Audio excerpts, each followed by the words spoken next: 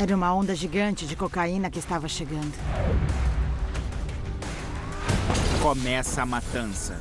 A guerra da cocaína atingiu o sul da Flórida. Por trás dela, um chefe do crime colombiano neonazista. Ele via a cocaína como uma bomba atômica que ele poderia jogar bem em cima dos Estados Unidos da América. Seu objetivo final, a destruição dos Estados Unidos. E ele estava seguindo a filosofia de Adolf Hitler. Ele enlouqueceu. Estava fora de controle.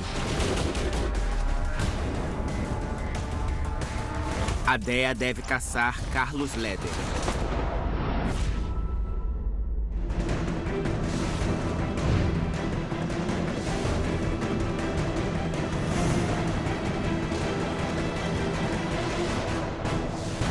Fugitivos Especiais. 9 de março, 1982. Um avião da companhia colombiana Tampa pousa no Aeroporto Internacional de Miami. Segundo o registro de cargas, ele está levando caixas de jeans. Mas os agentes da DEA na Colômbia têm a informação de que escondido em meio às roupas está um enorme carregamento de cocaína. Esse informante estava nos dizendo que seriam pelo menos 500 quilogramas de cocaína. Até esse ponto, nós nunca tínhamos visto essa quantidade de cocaína. E nenhuma apreensão em Miami ou em Nova York chegou nem perto disso. Quando os agentes da alfândega revisam as caixas, ficam atônitos. Eles não encontraram apenas 500 quilogramas. Eles encontraram 1.700 quilogramas de cocaína. As quase 2 toneladas de cocaína foram avaliadas em incríveis 175 milhões de dólares. Na época, foi a maior apreensão já feita no mundo. Pela primeira vez, eu acho que aquilo foi para abrir nossos olhos. E nós, na DEA e outros oficiais do governo, entendemos com quem estávamos lidando. Drogas estão ameaçando a nossa sociedade. Elas estão destruindo nossos valores e nossas instituições. A enorme quantidade de droga encontrada reverbera pelas polícias americanas. O presidente Reagan cria uma força-tarefa no sul da Flórida e em todos os Estados Unidos. E mais centenas de agentes federais são recrutados. Para os agentes na linha de frente da guerra às drogas da DEA da Flórida, como Mike McManus, isso já não era sem tempo. 3 anos antes, ele havia sido um policial disfarçado em Fort Lauderdale. Então, uma noite, uma entrega deu errado. Eu tive 2 caras apontando armas para mim. E eu consegui desarmá-los. Meu parceiro foi atingido por balas e foi mesmo parar no hospital. O tiroteio muda o curso da vida de McManus. E eu disse à minha esposa, agora eu sei o que eu quero fazer pelo resto da minha vida. Eu vou entrar para a DEA. E isso vai se tornar a minha maior paixão. O agente McManus sabe que o carregamento da Tampa teria desencadeado guerra nas ruas entre os traficantes. E só um homem tem o conhecimento para montar um negócio tão grande. Alguém que tem sido a pedra no sapato deles nos últimos 4 anos. Carlos Leder.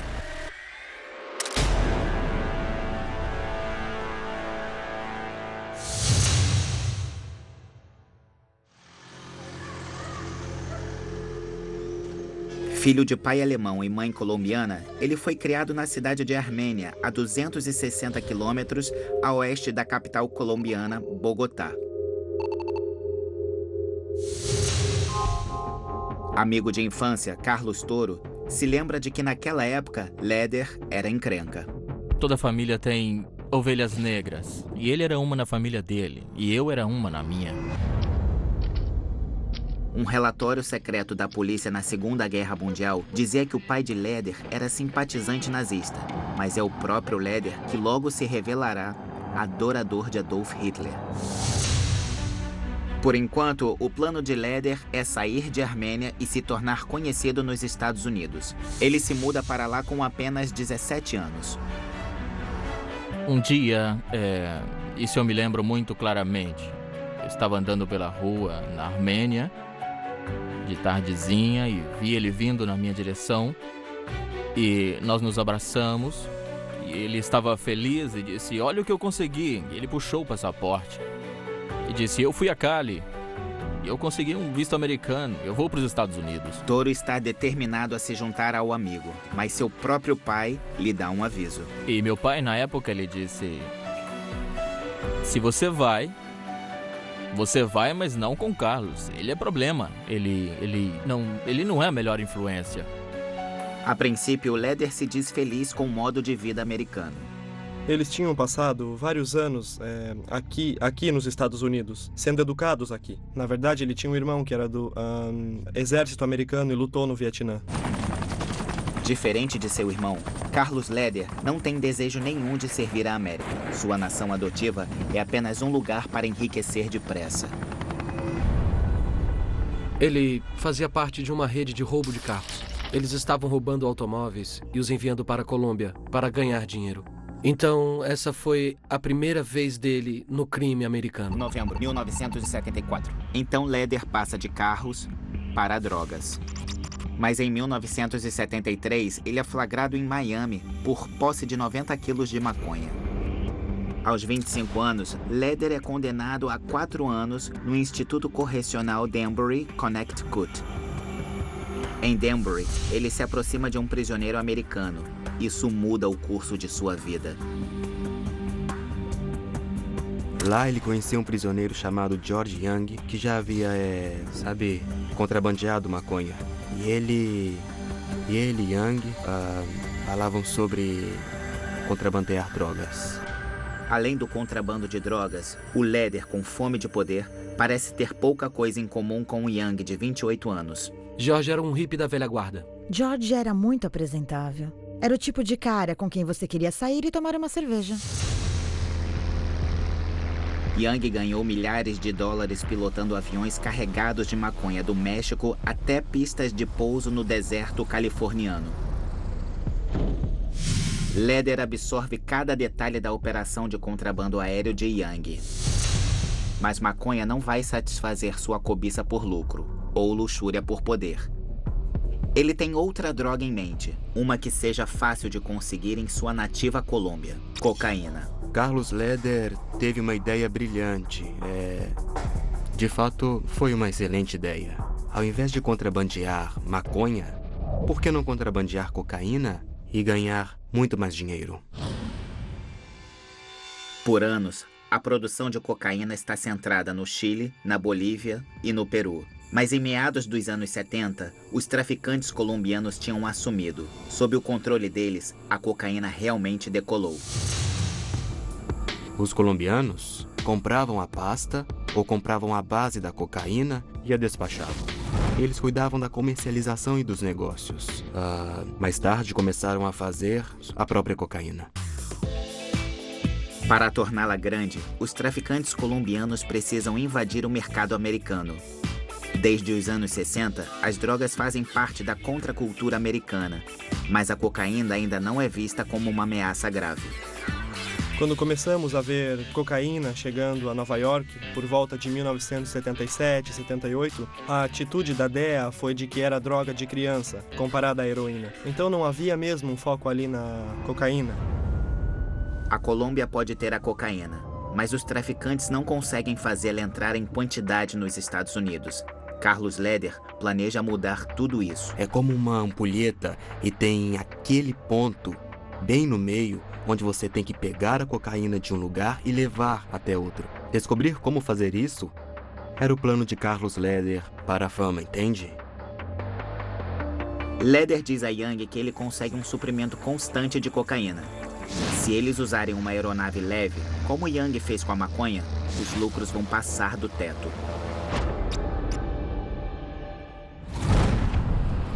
O bom comportamento de Leder em Danbury lhe rende a condicional em 76, mas ele é imediatamente deportado para a Colômbia. Agora, com 27 anos, ele está determinado a ter uma retribuição pela humilhação de ser expulso dos Estados Unidos.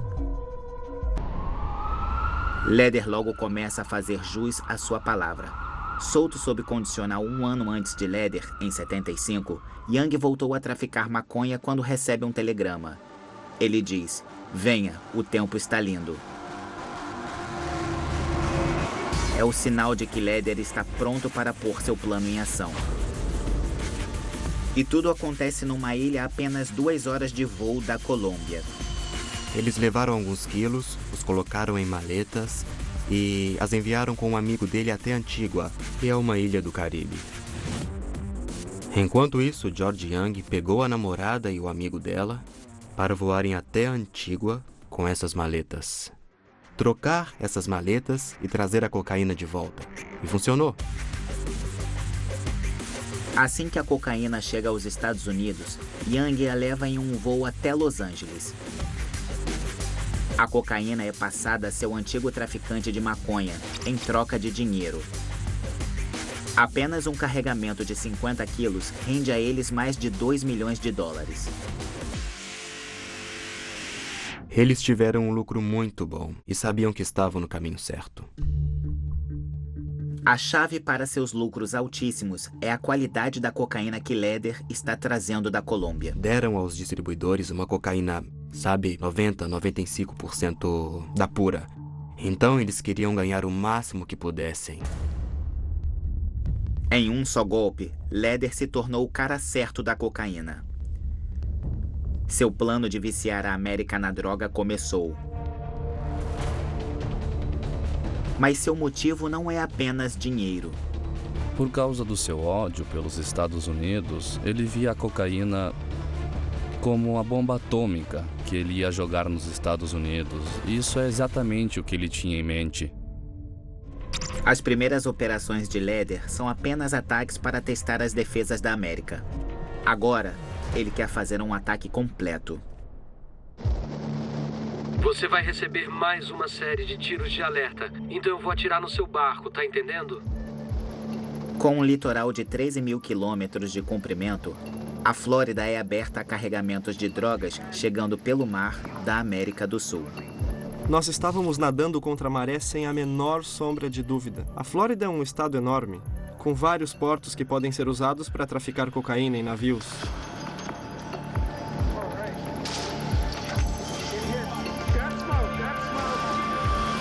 Com a ajuda da polícia local e da guarda costeira americana, muitos carregamentos da droga são interceptados. Mas em 78, o agente da DEA disfarçado, McManus, começa a ver mais e mais cocaína nas ruas. Naquela época comprávamos gramas de cocaína. Então de repente estamos comprando onças de cocaína e então de repente quilos estão disponíveis. E você tá vendo essa crescente tendência, sabe, aumentando no sul da Flórida.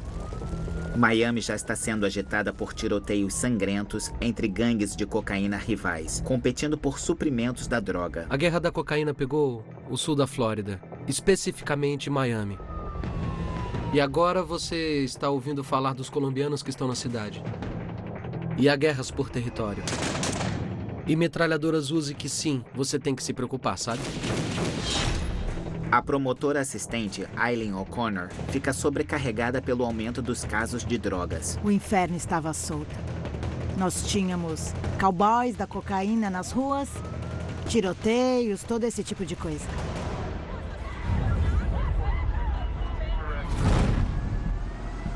Os carregamentos chegando por mar não explicam a quantidade de cocaína que entra em Miami. Deve haver uma brecha nas defesas da DEA. Havia um agente do DEA que também era piloto. E ele acreditava que a cocaína estava sendo traficada para os Estados Unidos, não só em barcos, mas em aviões. Então, ele foi até seus chefes na DEA e fez com que eles concordassem em montar uma operação ferrão. O piloto da DEA se finge de contrabandista, disposto a trazer qualquer coisa por um preço. E com certeza, ele conseguiu mesmo todo esse porte para trazer cargas de cocaína para os Estados Unidos. Mas as cargas de cocaína não estão vindo da Colômbia a 2.700 quilômetros. Ao invés disso, o piloto da DEA é recrutado para buscar uma carga de cocaína das Bahamas. Agora, as Bahamas na época, 110 pequenos portos, mais de 700 ilhas, 100 pistas de pouso, o que é o paraíso dos contrabandistas. Seguindo as instruções, o piloto da DEA aterriza em uma ilha remota de 6 quilômetros de comprimento, chamada Norman's Cay, a apenas 320 quilômetros da Flórida. Nada incomum é visível do ar, mas em terra ele encontra umas cabanas cheias de mochila com cocaína, pontos de abastecimento e guardas armados. E dirigindo toda a operação está Carlos Leder. Normanski é seu golpe de mestre.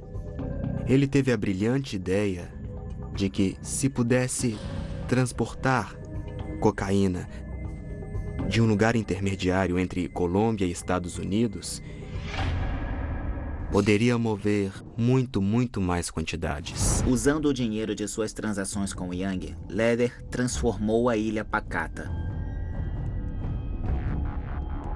Havia uma pequena pista de pouso que podia acomodar aviões pequenos. Bem, ele queria que ela fosse usada para contrabandear grandes cargas de cocaína da Colômbia. Então ele a expandiu para 1.000 metros, o que acomodaria, sabe, aviões muito maiores. Carregamentos de cocaína chegando da Colômbia são transferidos para aviões leves que decolam para o voo curto até a Flórida. Leder se assegura que eles entrem invisíveis nos Estados Unidos.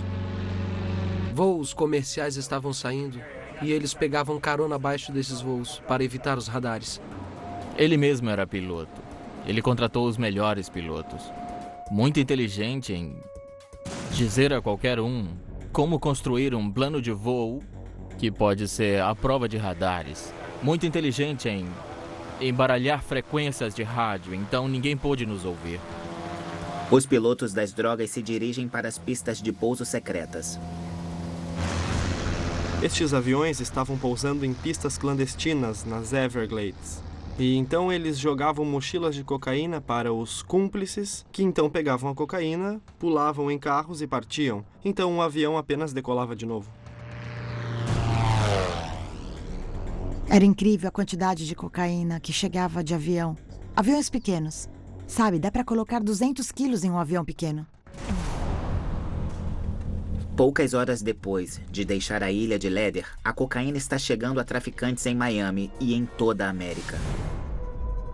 Assim que Normanski entra no negócio, é quando você vê este surto enorme de cocaína nos Estados Unidos. Metade da cocaína que chegou à Flórida veio por Normanski. Os números são incompreensíveis. Estou falando de milhares de quilos de cocaína por mês. Usar Normanski como rota aérea alternativa vindo da Colômbia para a Flórida tem outra vantagem enorme para Leder. Isso o coloca fora da jurisdição americana. Agentes da DEA operando em um país estrangeiro não têm autoridade para prender. Eles estão lá para trabalhar junto com a polícia local. E estão enfrentando obstáculos reais, lidando com o fator corrupção. Os agentes da DEA nas Bahamas tentaram fazer o governo tomar uma atitude, mas Leder pagava propina para muitos membros do governo. Enquanto ele estava lá em Norman's Cay, ele tinha proteção do governo das Bahamas. E disseram a ele: você pode ficar aqui, pode usar a ilha, mas vai ter que nos pagar. E tinha bastante gente ganhando muito dinheiro nas Bahamas. Maio 1979. Em todo esse tempo, Young tem sido o elo entre Leder e os traficantes nos Estados Unidos. Mas agora, Leder chama Young para uma reunião. Young virou um grande usuário de cocaína. Se você usar muita cocaína, ela te deixa paranoico. Young começou a achar que Leder estava agindo por suas costas, roubando os distribuidores em Los Angeles e realmente tentando tirá-lo desse negócio. Young tem razão para estar paranoico. Leder tem passado por cima dele, negociando com os distribuidores. Leder diz ao seu ex-amigo que ele já era. Ele eliminou George Young porque ele queria todo o dinheiro e ele queria o poder.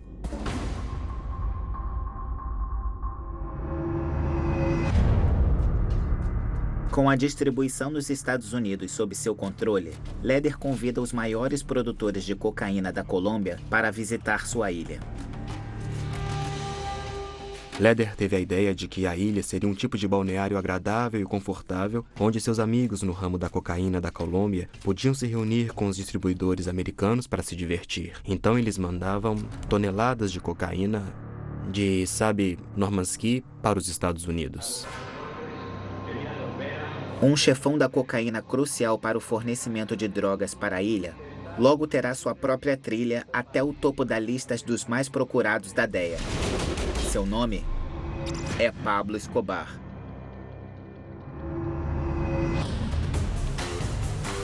Por volta de 79, Carlos Leder chegou às posições principais. Se a DEA não parar, seu sonho de fazer a nação se viciar em cocaína vai se tornar o pesadelo dos Estados Unidos. Fevereiro 1980. Bem debaixo do nariz da DEA da Flórida, Carlos Leder transformou a minúscula ilha de Norman's Cay, nas Bahamas, em uma grande base de fornecimento de cocaína, com todos os luxos que o dinheiro pode comprar. Ele tinha 3 carros na garagem. Ele tinha, belos carros ali. Corvettes e outros carros exóticos que ele dirigia pela ilha. Carros velozes não são a única atração na ilha de Leder. Ele também transformou a ilha em uma Sodoma e Gomorra. Alguns dos seus associados viajavam até lá. E ele colocava até mulheres nuas para buscá-los na pista de pouso. E ele tirava todas essas garotinhas lindas de seus pais e as levava até as Bahamas e fazia delas suas amantes. Ele fazia orgias movidas a cocaína e a bebidas alcoólicas por dias.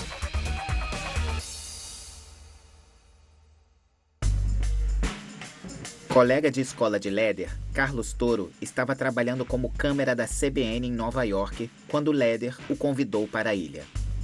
Ele mandou um Learjet para a LaGuardia. O piloto dele me buscou e me levou até as Bahamas e era tipo, uau, isso é lindo.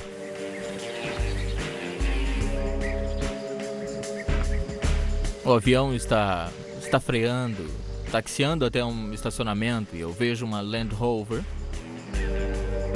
conversível vindo na minha direção. E nesse veículo, 3 lindas garotas da minha cidade natal, que as garotas que você sempre quis, mas nunca vai ter. E agora estavam ali, e seminuas. E elas me receberam de braços abertos e vamos para casa, e Carlos está lá, nos abraçamos e não é nada além da sua fantasia. Ilha particular nas Bahamas, belas mulheres, diversão, sol, boa comida e bebida, maconha e cocaína. Leder não está apenas sendo generoso. Ele precisa que seu velho amigo atue como um homem de frente para sua organização. Ele insistiu, Carlos, você precisa vir trabalhar comigo. Vou te fazer milionário da noite para o dia.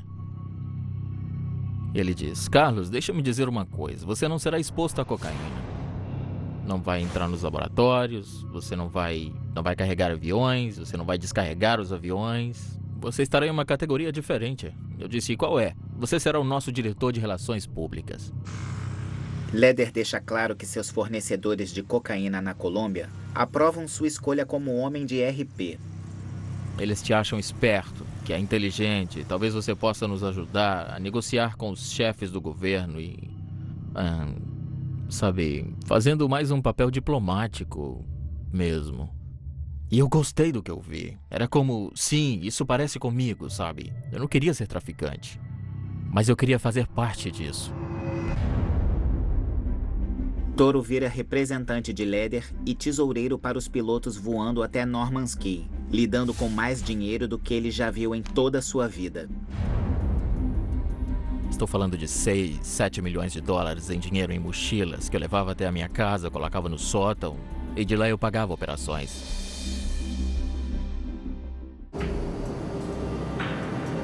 Depois de um tempo, Norman's Cay está realmente compensando.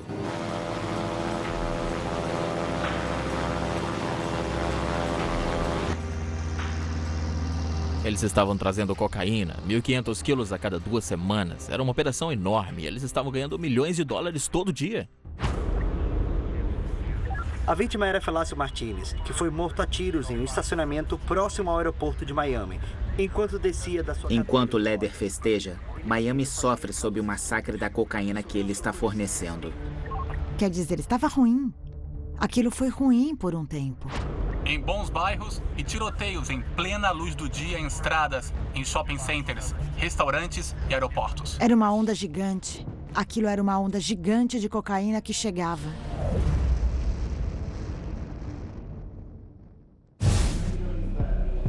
Incapaz de agir diretamente em Normanski, a DEA tentou mirar nos pilotos de Leder e nas pistas que ele estava usando para levar cocaína até a Flórida. Nós ficávamos esperando e quando os aviões chegavam, nós atuávamos. Às vezes dávamos sorte, fazíamos as prisões, as apreensões, mas quase sempre eles escapavam, pois ninguém sabia nada a respeito. Todos esses aviões foram apreendidos quando seus pilotos contrabandeavam. A DEA tem sorte quando alguns pilotos presos entregam os detalhes da operação de Leder. Agora, eles têm evidências suficientes para um indiciamento. Leder é indiciado por contrabando, conspiração e evasão de divisas. Agora o governo americano joga duro com as Bahamas. Leder vai. Ou então... Ele conseguiu se safar de muitos problemas com a polícia e as autoridades governamentais nas Bahamas, pagando subornos e com intimidação. O governo das Bahamas e o governo americano finalmente se juntaram e disseram chega. O grande banquete que ele teve ali por tantos anos acabou. O representante Toro recebe uma ligação de um contato no governo das Bahamas, que fala diretamente. E ele diz, Carlos tem que sair. Eu não posso mais continuar recebendo pressões das Nações Unidas, DEA, governo americano, Cuba. Não podemos mais deixar aviões entrarem na ilha carregados de cocaína. É um desastre. E na própria Normanski, as coisas estão saindo do controle. Tendo centenas de quilos de cocaína por perto o tempo todo, as pessoas começaram a aprovar o produto. E Leder tinha 50 empregados, 50 homens, a maioria guarda-costas, e capangas com ele em Normanski. E conforme eles foram usando mais e mais doses de cocaína, eles não estavam mais dormindo, estavam ficando paranoicos e estavam meio que ficando desconfiados. E isso não era mesmo um bom cenário. O plano de Leder de usar a ilha para inundar os Estados Unidos com cocaína parece se desfazer. Parece que a DEA tem uma chance real de arrastar Leder de volta para enfrentar a punição nos Estados Unidos. Mas Leder já está planejando sair das Bahamas. Ele é convidado a uma reunião dos maiores produtores de drogas da Colômbia. Carlos Leder era um convidado de honra lá porque ele tinha sido, de fato, pioneiro na rede de transporte que levava a cocaína da Colômbia até os Estados Unidos. A produção de cocaína na Colômbia está acontecendo numa escala gigantesca. Para chegar ao topo, Leder precisa voltar à sua terra natal e entrar em ação. Você tem que apostar alto se quiser se tornar importante. E Leder, em particular, definitivamente queria ser importante. Antes de deixar Normanski, Leder deixa uma última mensagem para a DEA que tentava prendê-lo nas Bahamas. Ele pegou panfletos que diziam: DEA, vá para casa. E ele fez 2 dos seus pilotos voarem sobre Nassau, sabe? Eles estavam tendo um festival da independência e eles jogaram os folhetos com notas de $1, milhares deles, sobre as pessoas que estavam ali.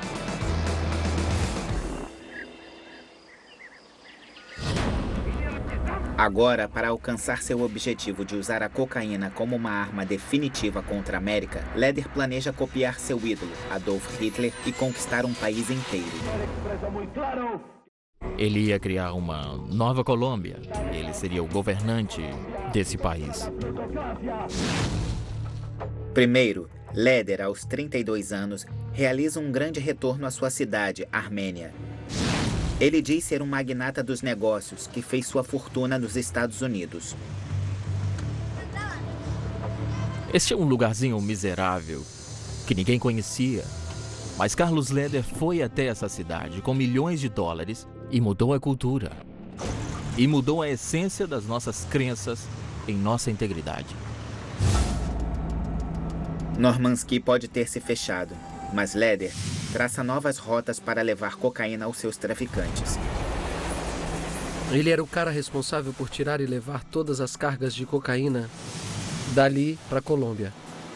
Para lugares como Panamá, Cuba, lugares desse tipo no Caribe, sabe? E o dinheiro continua entrando. Ele se tornou mega rico. Ele tinha complexos de apartamentos, ele tinha lindos carros, tudo. Ele dominava não apenas a cena social, mas a cena política. Ele fazia o que queria fazer. Como parte de sua nova imagem, Leder constrói uma propriedade no interior das montanhas de Armênia. Nesse local, Leder inicia um partido no estilo nazista, chamado Movimento Nacional Latino-Americano.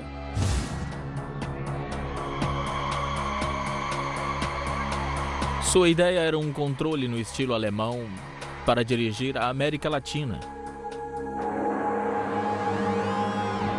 Ele seguiria a filosofia de Adolf Hitler e construiria um novo reino latino-americano. Para mim, ele enlouqueceu. Estava fora de controle. Mas seus gastos exorbitantes e seu estilo de vida atraem a atenção de alguém inesperado. Um grupo extremista anti-governo colombiano, chamado Movimento 19 de Abril, ou M19, tenta sequestrar Leder para pedir resgate.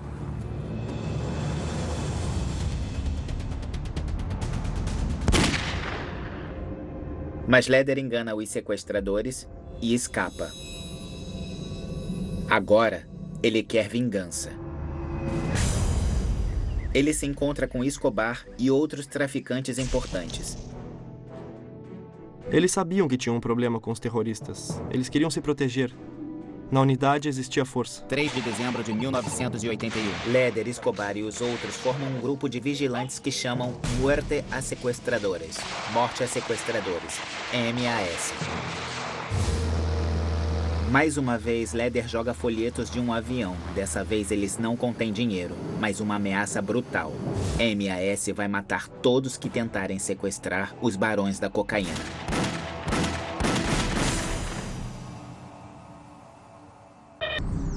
Mas o agente da DEA, Mike Kane, é testemunha ocular da campanha de terror do MAS. Eu me lembro de dirigir para o trabalho um dia com meu sócio, no centro de Medellín. E havia vários policiais na rua e ela estava cercada. E tinha aquela fita de local de crime por toda parte. E enquanto nós passávamos, nós vimos um corpo pendurado na árvore. E a placa em volta dele dizia morte aos sequestradores. Líderes do M19 são assassinados um a um até os terroristas desistirem. A partir de agora, os traficantes estão fora da mira. Ao ajudar a criar o MAS, Leder fez mais do que destruir a ameaça do sequestro. Ele criou um monstro que atormentará a Colômbia por anos. Acenderam a luz e eles disseram uns para os outros: por que estamos lutando entre nós? Por que estamos competindo entre nós? Vamos unir nossos talentos e nossos recursos e seremos muito mais fortes e muito mais capazes de enviar cocaína e vender cocaína, distribuir cocaína nos Estados Unidos e em outros lugares, e todos vamos ganhar muito mais com isso. Então realmente foi assim que nasceu o Cartel de Medellín.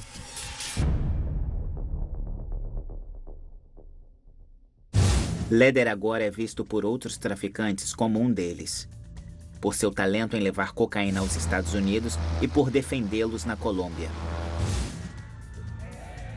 Ele se mostrou tão bom para o cartel que Pablo Escobar sabia que podia haver pessoas como ele ou melhores, mas que nelas ele não podia confiar. Carlos já havia sido provado e eles não iriam procurar em outro lugar. O nome de Leder se junta ao de Escobar na lista da DEA dos traficantes de cocaína colombianos mais procurados. Ele tinha todos os contatos, ele sabia onde vender, como comercializar. Ele sabia quem vender também. Ele sabia quem iria comprar. E ele sabia como cobrar. A rede de vendedores de Leder nos Estados Unidos era quem dava a palavra final sobre o carregamento de drogas. Seu tesoureiro em Miami, Toro, ouve até Escobar ser rejeitado. Pablo Escobar disse: Carlos, seu filho da mãe, eu tenho 80 mil quilos parados aqui. Eu já paguei por eles e tenho que entregá-los no mundo todo. O que você vai fazer por mim? E Carlos disse: você tem que ser paciente. Eu só posso mover 2.000 de cada vez, ou 5.000 de cada vez. E não havia nada que Pablo pudesse fazer, é só esperar.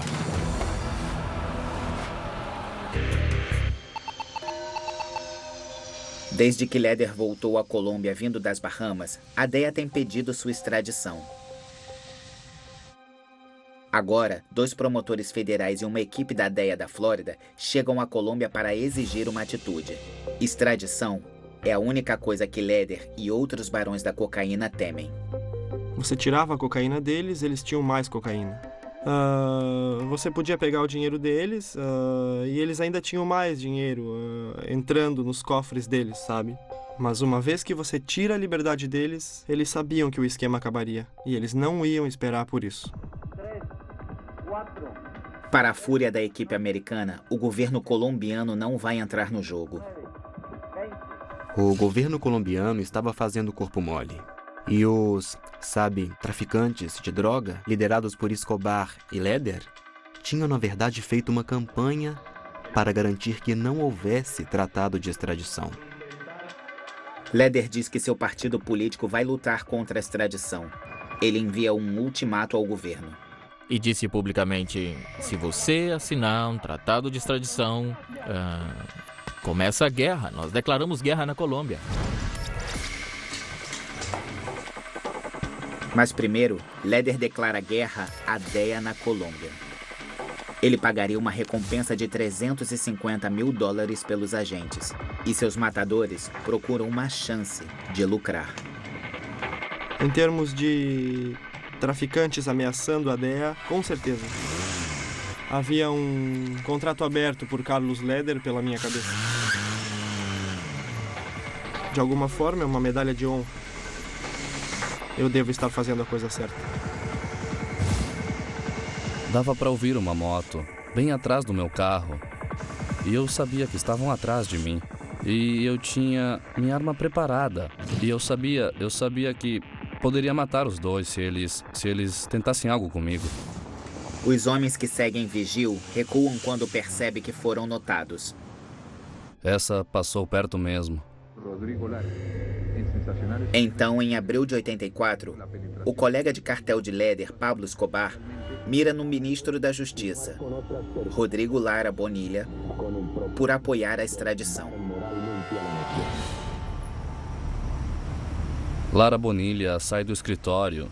Ele está sendo seguido por uma moto. Ele está em seu carro. A moto desvia para o lado direito do veículo. Eles aparecem com uma arma e atiram em Lara Bonilla várias vezes na cabeça.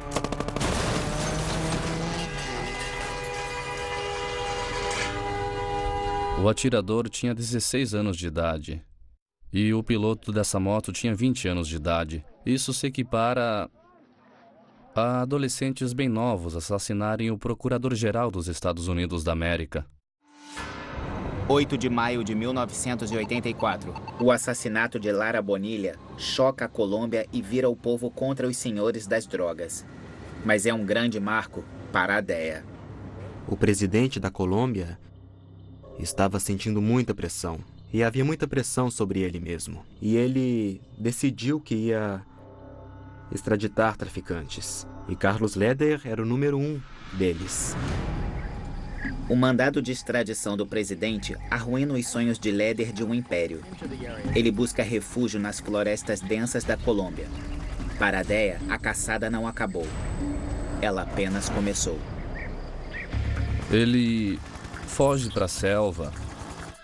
Os colombianos invadem a casa e encontram cerca de 2 a 3 milhões de dólares em dinheiro ali.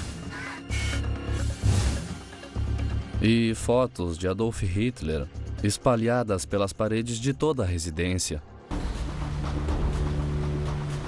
É temporada de caça a Leder para a DEA. Trabalhando com a Polícia Nacional Colombiana, eles o buscam em cada esconderijo possível. Liderando a força-tarefa está Mike Kane. E conforme a gente fazia isso, a gente chegava mais perto de colocar a pressão sobre o Leder. Pressão que ele não gostava. Pressão que tornava tudo mais difícil para ele fazer o seu trabalho. Destituído de seu poder e luxos, Leder começa a desmoronar. O homem que projetou destruir os Estados Unidos viciando a nação em cocaína, agora se torna ele mesmo um viciado. Carlos Leder era megalomaníaco e a cocaína apenas reforçava isso nele. E então ele começou basicamente a perder o autocontrole também. Numa entrevista na TV em seu esconderijo na selva, ele diz a queima-roupa que vai usar a cocaína para destruir os Estados Unidos. Porque a cocaína é a bomba atômica da América Latina. A enorme caçada a Leder começa a ameaçar o resto do cartel de Medellín, incluindo Pablo Escobar. Nós começamos a agitar umas gaiolas, sabe? E a reação por parte do Carlos Leder e seus colegas era de contra-atacar. E, sabe, começaram a nos ameaçar. Escobar manda espalhar. É temporada de caça à DEA. Os agentes da DEA começaram a usar veículos blindados. Eles começaram a nos dar rifles militares M16 para poder nos proteger. Quando a DEA continua avançando, Escobar ameaça a segurança das famílias dos agentes. A resposta dele foi: vamos sequestrar as crianças e se os gringos extraditarem mais algum de nós vamos matar os filhos deles. Esposas e familiares são mandados de volta aos Estados Unidos e a caçada por Leder é acelerada. 3 de fevereiro de 1987. 3 anos depois de Leder estar em fuga, a polícia colombiana tem uma dica. Ele está se escondendo em uma casa no interior, perto de Medellín.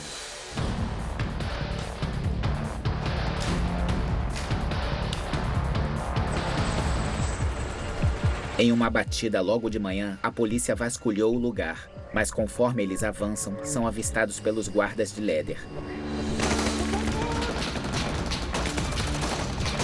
Um grande tiroteio começa, mas com toda a sua coragem, Leder não quer fazer parte dele.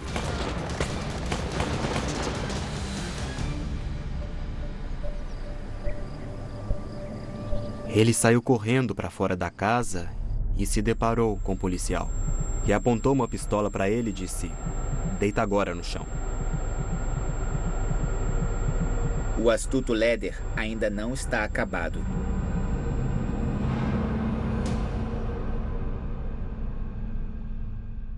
Ele tentou subornar o policial que o prendeu, mas não funcionou. Leder e seus guarda-costas são fotografados pela polícia e ele tenta tratar sua prisão como piada. Mas a piada recai sobre ele. Leder foi entregue aos cães pelo único sócio do cartel que ele pensava que o apoiava.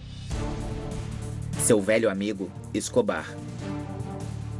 Pablo Escobar foi, na verdade, quem o entregou, porque ele o via como alguém que poderia destruir o cartel.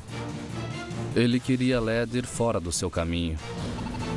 Leder é levado ao aeroporto de Bogotá, onde um avião da DEA o aguarda. Em apenas algumas horas, ele está numa prisão americana. Agora, de volta da Colômbia, o agente veterano Mike Vigil vai interrogar o prisioneiro mais importante da DEA. Leder tenta comprar sua liberdade e dar o troco à traição de Escobar. Ele me disse que ele estava disposto a entregar Pablo Escobar, mas eu teria que enviá-lo de volta à Colômbia para que ele pudesse trabalhar com o exército colombiano. Eu disse, claro, vou fazer isso, Carlos. Vou te enviar de volta à Colômbia. Eu disse, você nunca vai pisar fora dessas 4 paredes aqui. 17 de novembro de 1987. Leder é julgado em Jacksonville, Flórida. Leder entrou e saiu do Tribunal Federal de Jacksonville, no que alguns dizem ser o esquema de segurança mais rigoroso que a cidade já viu. Policiais e agentes federais temiam atos para liberar Leder, tentativas de matá-lo ou atos de retribuição por sua prisão. O local estava muito protegido. Atiradores no telhado, o que você imaginar. Um dos que vão testemunhar é o antigo representante da operação de Leder em Norman's Cay, Carlos Toro. Ele rompeu com o cartel 3 anos antes para se tornar um grande informante disfarçado para a DEA. O cartel não se esqueceu de Toro. O promotor não vai correr riscos e Toro é escoltado o tempo todo por delegados federais. 2 horas da manhã. 2 horas da manhã. Delegados entraram no meu quarto, eles me acordaram, me seguraram e colocaram um cobertor na minha cabeça. E eu fui levado do elevador do hotel para o porta-mala de um carro. E eu sou levado para fora de Jacksonville, Flórida. E eles dizem, nós descobrimos 2 colombianos contratados por Pablo Escobar. Eles receberam $250 mil, assim, adiantados, para garantir que você morra se testemunhar amanhã. A DEA sente que Toro é valioso demais para arriscar. Outra testemunha estrela toma o seu lugar. O homem que Leder enganou por milhões quando ele iniciou sua organização anos antes, George Young. Agora ele quer vingança. George fez um ótimo trabalho quando testemunhou. Seu testemunho foi corroborado por muitas provas e é sempre ótimo quando você tem a testemunha que você pode pôr a cereja no bolo ou dar o ponto final e explicar tudo. É inestimável. Vitória para os mocinhos hoje aqui, no que foi chamado o mais importante caso de drogas na história americana. 19 de maio de 1988. Em um julgamento que dura 7 meses, Leder é considerado culpado de contrabando, conspiração e evasão de divisas. Ele é sentenciado à prisão perpétua, sem condicional, mais 135 anos. O que foi importante foi que ele foi extraditado, ele foi julgado, ele foi condenado e foi enviado à prisão federal pelo resto de sua vida na Terra. Essa vitória é uma vitória real e uma vitória simbólica para o povo americano e para o povo da Colômbia, que esperam que traficantes, não importa quem e quão poderosos e violentos sejam, devem obedecer à lei e não estar acima dela. Carlos Leder continua cumprindo sua pena.